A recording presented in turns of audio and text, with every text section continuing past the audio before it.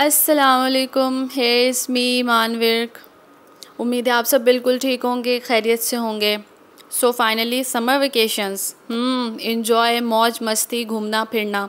Okay, it's fine, but don't forget that आप future के shining stars हैं, आप चैम्पियंस हैं, और अपने इस इन जो आपको इतना अच्छा सुनहरा मौका मिला है, इसे ज़ाया मत करें।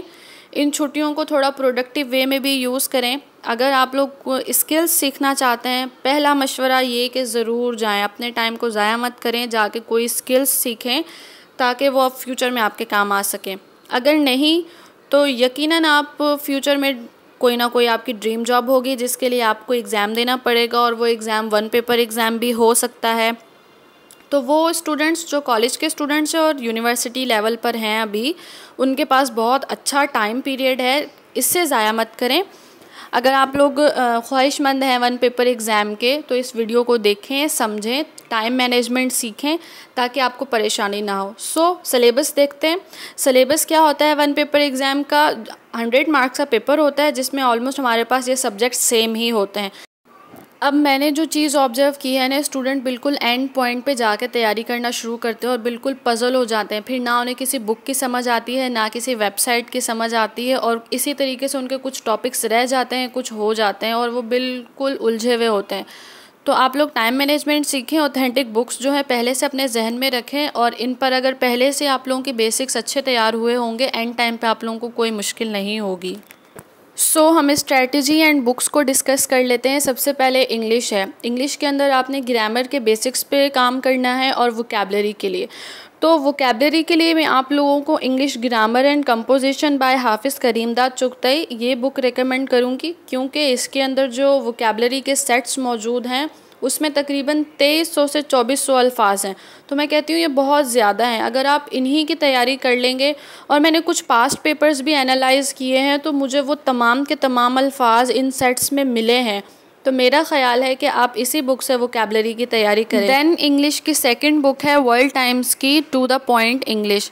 इसके अंदर ग्रामर के बेसिक्स अगर किसी ने अर्ली स्टेज पर समझने हो, या बिल्कुल बेसिक्स उसको ना समझ आए हुए हों, तो इसमें बहुत ही सादा अल्फाज में लिखे हुए हैं, वो भी ट्रांसलेशन के साथ। सबसे बड़ा मकसद ये होता है कि हमें पढ़ के समझ आ जाए कि बात क्या बोल रहा है, उसमें लिखा क्या हुआ है। तो मेरे ख़्याल से आप लोग अगर ग्रामर के बेसिक्स पे काम करना चाह रहे हैं तो इस बुक को ज़रूर पढ़ें। अदरवाइज़ आप कोई भी अच्छी बुक जो है अगर आपके पास है तो आप उसमें से भी तैयारी कर सकते हैं। उसके बाद वर्ल्ड टाइम्स की journal science and ability, journal science का पोर्शन कवर करने के लिए और मैथ्स के लिए ये बुक बहुत अच्छी है। पहला पोर्शन जो है उसमें जर्नल साइंस के तमाम टॉपिक्स मौजूद हैं। हम दूसरी बुक्स में एमसीक्यूज़ की बुक्स लेते हैं, उसमें से अगर हम लोग टॉपिक कवर कर रहे होते हैं जर्नल साइंस के, तो हमें कोई 1-2 एमसीक्यूज़ मिल जाते हैं, लेकिन पूरे लेसन के हिसाब से हमें नहीं मिलते। तो इसमें आप लोग पहले एक चैप्टर की रीडिंग करें, देन एंड में जाके उसके एमसीक्यूज़ को हल करेंगे तो आपकी तैयारी बहुत अच्छी हो जाएगी। प्लस पॉइंट ये है कि सेकंड पोर्शन में मैथ्स जो है वो कवर हुई हुई है। मैथ्स के तमाम टॉपिक्स मौजूद हैं। लेकिन अगर इस बुक के अलावा अगर आप किसी यूट्यूब चैनल से या कहीं और से तैयारी करना चाहते हैं तो कर सकते हैं, क्योंकि it's up to you. Maths की जितनी अच्छी प्रैक्टिस होगी उतने ही आपके सवाल जो हैं वो ज़्यादा से ज़्यादा सही तरीके से हल हो जाएंगे। देन हमारे पास इस्लामियात का पोर्शन है। इस्लामियात के पोर्शन में जो है टॉपिक्स हमारे पास सिलेक्टेड हैं, और वन पेपर एग्ज़ाम में यही टॉपिक्स जो है बार बार रिपीट होते हैं, लेकिन ये कि सवाल के जो डायमेंशन है वो अलग अलग होती हैं। मिसाल के तौर पे इमाम के हवाले से अगर कहीं पिछले पास्ट पेपर में इमाम मालिक का पूछा जा रहा है, तो हो सकता है कि अपकमिंग एग्ज़ाम्स में इमाम अबू हनीफ़ा के बारे में पूछा जाए। तो आपने एक टॉपिक जो है वो हर पर्सपेक्टिव से उसको कवर करना है, कोई भी उसका पॉइंट छोड़ना नहीं है। ये 15 से 20 टॉपिक्स हैं, ये आप लोग अपने पास लिख के रखें, और इसके जितने तमाम बुलेट पॉइंट्स और जितने भी इसके पॉइंट्स हैं वो लिख कर उसकी तैयारी करें।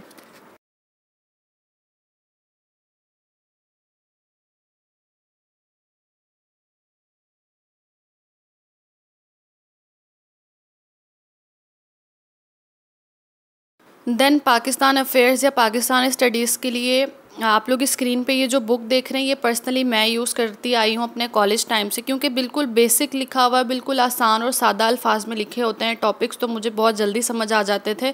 और अपने स्टूडेंट्स को भी मैं यही रिकमेंड करती हूँ, क्योंकि पाकिस्तान स्टडीज़ सुनने में तो बड़ा आसान हमें लगता है कि हाँ बड़ा ईजी है, लेकिन है नहीं। और स्टूडेंट इसको शुरू से ही अपने शुरू की क्लासेस में भी इसको कोई अच्छे से पढ़ते नहीं है। तो अगर आप बिल्कुल बेसिक से पढ़ना चाह रहे हैं ना तो इस बुक को ज़रूर पढ़ें। अगर आपके पास कोई और बुक है या किसी और साइट से आप लोग पढ़ना चाहते हैं तो वहाँ से भी टॉपिक कवर कर सकते हैं। इन दी एंड अगर आपको एमसीक्यूज़ की प्रैक्टिस करनी है तो आप पाक एमसीक्यूज़ पे जाके एमसीक्यूज़ ज़्यादा से ज़्यादा सॉल्व करें, हर सब्जेक्ट के, सिर्फ एक के नहीं। करंट अफेयर्स, पाकिस्तान अफेयर्स और जर्नल साइंस के अलावा जो जीके है, जनरल नॉलेज के जो टॉपिक्स हैं वो आप इस साइट से ले सकते हैं। मोस्ट रिपीटेड क्वेश्चंस यहाँ पे मौजूद हैं, तो आप ज़्यादा से ज़्यादा यहाँ पे अपनी तैयारी करें। ओवरऑल ये सब्जेक्ट्स हैं और ये टॉपिक्स हैं और ये बुक्स हैं। इसके अलावा अगर आपको कोई चीज़ समझ में आती है, ऑथेंटिक बुक्स आपके पास हैं, तो आप लोग अपनी तैयारी अभी से शुरू करें, ताकि आप लोगों को बिल्कुल एंड टाइम पे आके आप लोगों के जहन जो हैं वो उलझ ना जाएं। Wish you best of luck. And specific किसी सब्जेक्ट के लिए अगर आप लोगों को कुछ पूछना हो तो आप लोग कमेंट में बता सकते हैं। Thank you so much. अल्लाह आप सबका हामी और नासिर हो। अल्लाह हाफिज़।